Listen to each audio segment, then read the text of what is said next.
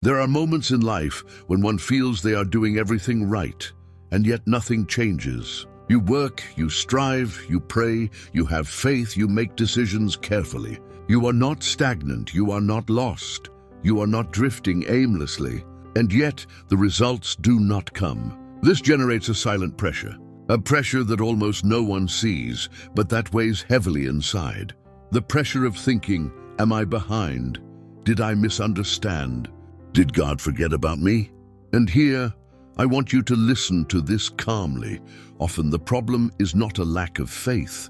It is the anxiety of not understanding the process. We live in a time that idolizes speed. Everything has to be immediate, visible, validated. But God does not work with haste. God works with depth. There are seasons when He does not accelerate results because He is forming the structure that will sustain them. And that hurts because from the outside it looks like a delay, but from the inside it is preparation. The Bible is full of stories of people who were called but were not immediately placed in the promised land. People who received vision before receiving position. People who were prepared in silence, far from the applause. And one of the clearest stories about this is the story of Joseph. Joseph was not improvised. He was not promoted by luck. He did not reach his purpose by accident. Before the palace, there was process. Before recognition, there was anonymity. Before freedom, there was waiting. And if today you feel pressured by not seeing results yet, this message is not to correct you. It is to bring order within you. Because maybe you are not late. Perhaps you are exactly where you need to be, so as not to destroy tomorrow what you are asking for today. Throughout this video, we will explore 7 profound teachings from Joseph's life. Not as a beautiful story, but as a map to understand the process, the waiting, the injustice, the silence, and finally, prosperity with purpose. I don't promise you quick answers, I promise you clarity. And when clarity arrives, the heart stops fighting against time. Breathe, listen, and let this story show you something important. The process is not punishment, it is preparation. The story of Joseph begins in a way many did not expect. It doesn't start with success, it starts with a dream. Joseph was young when God showed him in dreams something he could not yet handle. He dreamed of greatness before he had maturity. He dreamed of leadership before understanding the weight of leading. He dreamed of the future before he was ready to live it. And here is a first silent truth. God sometimes reveals destiny before forming character. Joseph shared those dreams without malice, but without wisdom. And that aroused envy, rejection, and hatred in those close to him. His own brothers, instead of protecting him, betrayed him. They sold him into slavery and took him away from everything he knew. In a single day, Joseph lost his family, his identity, and his security. The dreamer became a slave. The beloved son became merchandise. But even there, God had not left. Joseph was taken to Egypt and ended up serving in Potiphar's house. From the outside, it looked like a descent. But inside, something was being formed. Even though no one saw him, Joseph worked with excellence. Even though no one applauded him, he maintained integrity. Even though he didn't understand the why, he didn't abandon the for what. Later, an unjust accusation led him to prison. And this part of the story is one of the hardest to accept. Because Joseph was doing the right thing, and yet he was punished. In prison, the silence was long. There was no explanation. There was no immediate rescue. There was no quick answer from God. Just time. Time to order the heart. Time to mature the vision. Time to learn to listen more than to speak. Until, at the exact moment, what seemed like a delay revealed itself as preparation. The dreams returned, this time not as pride, but as service. Joseph interpreted dreams not to exalt himself, but to help. And in a single movement, God took him out of prison and into government. Not because Joseph insisted, but because the process had fulfilled its purpose. This story is not just about ascending. It's about being ready when the door opens. Because God is not just concerned with taking you to a high place. He is concerned with who you will be when you get there. And now that you understand the context, let's delve into the teachings this story leaves for those who today feel they are in process. One of the most common mistakes we make is to confuse vision with possession. We believe that because God showed something, it should already be happening. But Joseph's story teaches us that seeing is not the same as holding. Joseph had clear dreams, big dreams, dreams that spoke of leadership, authority, and purpose. But those dreams were not authorization to get ahead of the process. They were an invitation to prepare. God did not show Joseph the dream to exalt him, but to help him endure the journey when circumstances seemed to contradict the promise. Because when one does not understand this, anxiety is born. The anxiety of wanting to live today what can only be sustained tomorrow. The anxiety of forcing doors that are not yet ready to open. The process exists to protect the promise. If the promise arrived before the process, it would not be a blessing, it would be a burden. Joseph dreamed of government, but first he had to learn obedience. He dreamed of authority, but first he had to learn service. He dreamed of recognition, but first he had to learn anonymity. And here is something profound.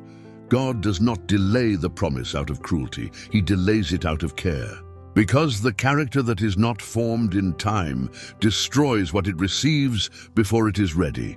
Many today are frustrated because they don't see results, but few ask themselves if they are already prepared to sustain them. The process is not a useless pause. It is a silent school. A school where one learns to depend on God more than on applause, to listen more than to speak, to obey even when no one is watching. Joseph did not waste time in the process. He gained structure, he gained maturity. He gained self-control, and when the promise finally arrived, it did not destroy him. It found him ready. If today you're at a stage where the result has not yet appeared, do not conclude that you are failing. Perhaps you are being formed, because when God promises something great, He also builds within the capacity to sustain it.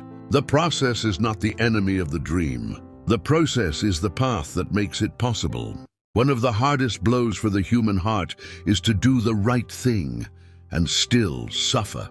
Joseph's story confronts us with a truth that many avoid. Not all injustice means God is correcting something in you. Joseph was not sold because he failed. He was not betrayed because he strayed. He was not humiliated because he disobeyed. It was injustice pure, silent, painful, and this is where many people get lost internally. When something unjust happens, the first question is not, what did I learn? It's, what did I do wrong? But not all pain is a consequence of error. Sometimes it's a consequence of process. Joseph was betrayed by those who should have cared for him the most. He was torn from his land, his family, his identity. There was no explanation. There was no defense. There was no immediate rescue. And yet God had not left. There are injustices that do not come to destroy you, but to move you to a stage where your character will be tested and your purpose will be refined. If Joseph had not been sold, he would not have reached Egypt. If he had not reached Egypt, he would not have entered the center of God's purpose for him. That does not justify the evil others did, but it reveals that God wastes not even the evil of others. Many carry guilt for pains they did not cause. They wonder what they did wrong, when in reality they are going through a stage they did not choose, but which is being used for something greater. Injustice hurts because it breaks logic. But God does not operate only with human logic. He operates with purpose. Joseph did not allow injustice to make him bitter. He did not let rejection define his identity. He did not allow betrayal to distance him from God. That is spiritual maturity. Because when you allow injustice to harden you, you lose the ability to sustain what comes next. Perhaps today you are experiencing something you did not deserve, something you did not seek, something you do not understand. And God is not punishing you. He is positioning you, not to justify the pain, but to redeem it. Injustice was not the end of Joseph.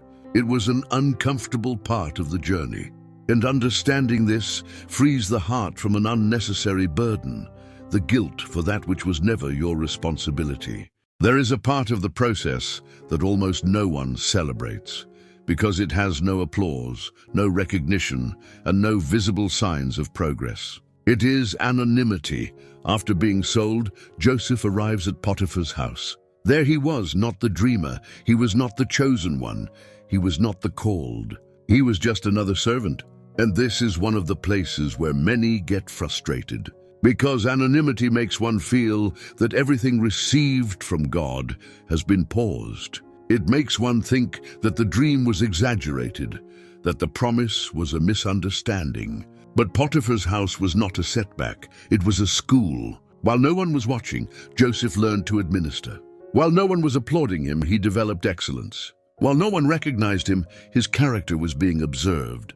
Here is a truth that hurts to accept.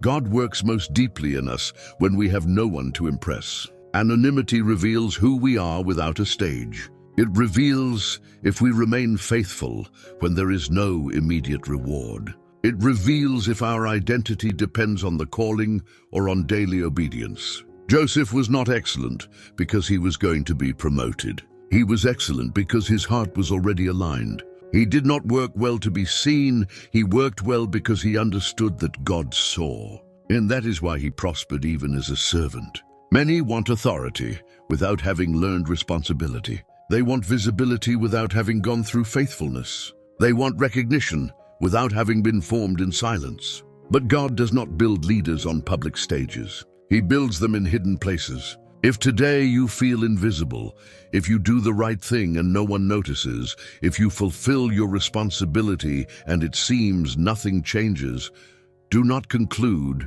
that you are wasting your time. Perhaps you are in the exact place where God forms what will later sustain your life. Anonymity is not oblivion, it is preparation. Joseph did not leave Potiphar's house empty.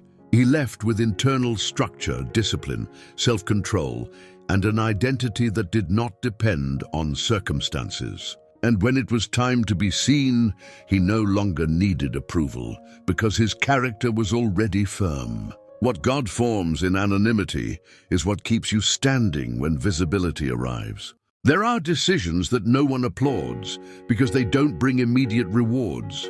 They are solitary, silent decisions, but profoundly determining. In Potiphar's house, Joseph faced one of those decisions. He had an opportunity. He had limited power. He had the possibility to choose the easy way. And he chose to resist. Resisting was not comfortable. It was not strategic in the short term. It was not rewarded at the moment. In fact, resisting cost him dearly. Joseph lost his position, he lost his stability, and ended up in prison for doing the right thing. And here is one of the hardest lessons of the process. Doing the right thing doesn't always bring immediate results, but it always protects the future. If Joseph had given in, perhaps he would have maintained comfort for a while, but he would have unknowingly destroyed his calling. Temptation doesn't just appear to make us fall. It appears to measure if we are ready to sustain what we ask for. God does not test us to humiliate us. He tests us to strengthen us. There are decisions that seem small today, but that define who we will be tomorrow. Decisions that no one sees, but that build an invisible foundation. Joseph chose to obey when no one was looking. He chose to honor God when everything pushed him to justify himself. He chose to lose something temporary to protect something eternal, and that reveals maturity. Because whoever doesn't learn to say no in private will not know how to say yes with responsibility in public. Many want open doors, but they don't want internal discipline. They want prosperity, but they don't want self-control. Joseph's story teaches us that true protection doesn't come from avoiding the process, but from going through it with integrity.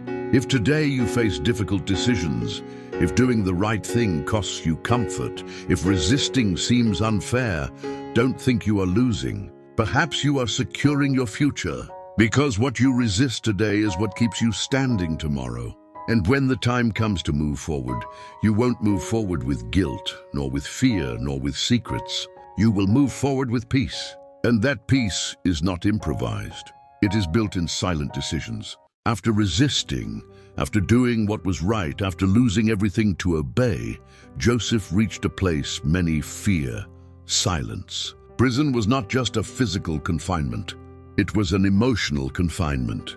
A time without answers, without clear signs, without explanations from God. And this is one of the deepest tests of the process, to continue trusting when there are no words. In prison, Joseph had no visible promises. He had no new dreams. He had no apparent direction. He only had time to think, time to remember, time to wonder if it had all been worth it.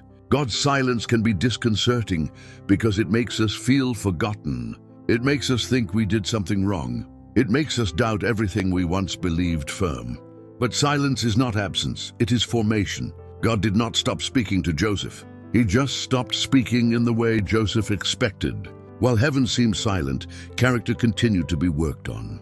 Patience continued to be formed. Humility continued to grow. Joseph did not leave prison in a hurry. He left with depth. Many abandon their faith in silence because they interpret the lack of answers as rejection. But there are silences that do not come to punish you, but to align you. God keeps silent when he knows that if he spoke too soon, he would interrupt a process that needs to mature. Silence cleanses motivations. Silence reveals dependencies. Silence forces us to listen more to the Spirit and less to anxiety. Joseph learned to serve even there. He learned to interpret dreams not for his benefit, but to help others. He learned to be useful without demanding immediate release, and that is powerful. Because whoever only serves when everything goes well is not ready to sustain purpose. But whoever remains faithful in silence is being prepared for something greater. If today you are at a stage where God seems silent, do not conclude that you are alone. Perhaps you are being tuned, because when God speaks again, his words find a more mature heart, less anxious, and more prepared to obey. Silence was not the end for Joseph. It was the space where his faith stopped being impulsive and became firm. There are times when life seems like a succession of meaningless events. Doors closing, decisions that hurt, stages that don't connect. From within the process, everything seems fragmented. But time has a powerful function to reveal purpose. Joseph's story shows us that nothing he experienced was random. Not the dream, not the betrayal, not the anonymity, not the prison. Everything was connected, though he couldn't see it at the time. For years, Joseph didn't understand why his life had taken that turn. He didn't understand why the dream had come so early. He didn't understand why faithfulness had been rewarded with prison. He didn't understand why God remained silent. But when the time came, every piece fell into place. Prison was not just a waiting place. It was the space where Joseph learned to listen, to interpret, to serve without demanding reward. Anonymity was not wasted. It was training to govern without arrogance. Injustice was not defeat. It was the path to the stage where his purpose would be fulfilled. Time does not change the promise, it changes perspective. There are things that are only understood when looking back, when observing the entire path and not just the painful stretch, when discovering that what seemed like a setback was actually alignment. God is not in a hurry because he sees the whole picture. We see the moment, he sees the story. Joseph did not come to governance with just a gift. He came with experience, with wisdom, with self-control, with a vision that had been purified by time. And here is a truth that liberates the heart. If something doesn't make sense today, it doesn't mean it's wrong. It means it hasn't finished revealing itself yet.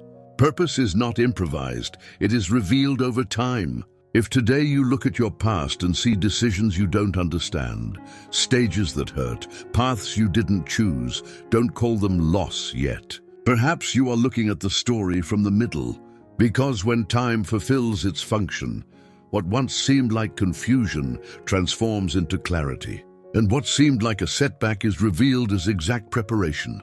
Time did not nullify Joseph's purpose. It made it visible. And it will do the same with you. Many wish to go far. Few are willing to be transformed along the way. Joseph's story reaches its peak when he arrives at the government of Egypt. But what is truly extraordinary is not that Joseph prospers. It's how he prospers. Joseph comes to power without resentment, without a thirst for revenge, without needing to prove anything. This is only possible because the process had already done its work inside. If Joseph had come to government without going through the process, power would have destroyed him. Authority would have amplified untreated wounds. Prosperity would have exposed an immature character. But the process had cleansed him. Betrayal had made him compassionate. Anonymity had made him humble. Injustice had made him wise. Silence had made him sensitive to the voice of God.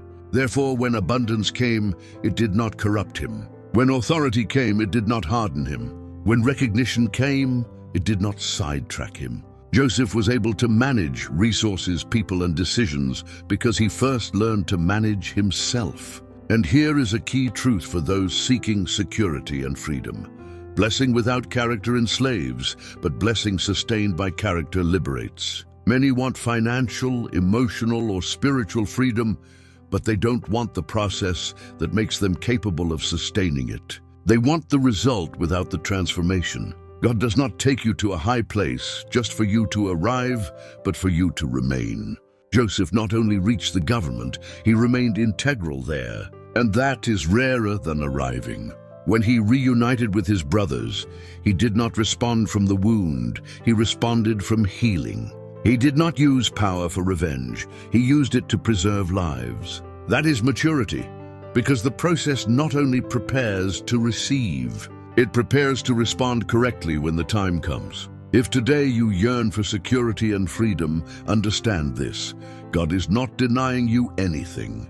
He is preparing you so that when it comes, you don't lose yourself. The true blessing is not arriving quickly, it is arriving whole. And only he who goes through the process can sustain what God delivers. If you've made it this far, it's because this story spoke to you in some way.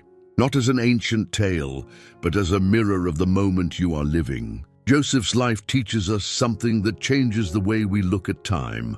God does not work with anxiety. He works with purpose. Nothing Joseph experienced was waste. Not the early dream, not the painful betrayal, not the silent anonymity, not the unjust imprisonment. Everything had a place, everything had a function. Everything built the person who would be able to sustain the blessing without losing heart. Perhaps today you are still in a stage you don't understand. Maybe you still don't see results. Maybe you feel pressure for not being where you imagined. But this story reminds us of something fundamental. You are not late. You are in process, and the process is not a punishment. It is careful preparation. God is not just concerned with taking you to a place of security and freedom. He is concerned with who you will be when you get there. Because true freedom is not just escaping pressure. It's not returning to it from within. When the process ends, the heart rests. Not because everything is easy, but because everything begins to make sense. Joseph was not freed just to prosper. He was positioned to preserve lives, to serve with wisdom, to use what he received responsibly. And that is the highest goal of any process, not just to receive, but to know what to do with what comes. If today you are waiting for clarity, do not despair. Keep walking faithfully, keep nurturing your character, keep trusting even when there are no clear signs. Because the same God who sustained Joseph in silence is the God who sustains you today. And when the time comes to move forward, you will not move forward with fear, nor with guilt, nor with open wounds. You will move forward with peace. If this teaching spoke to you, if this story gave you clarity or inner peace, stay close. There are more processes to understand, more stories to organize, and more direction to walk with firmness and faith. If this series accompanied you, continue with the next videos in the playlist, and allow each teaching to continue aligning your path. When direction arrives, the heart rests.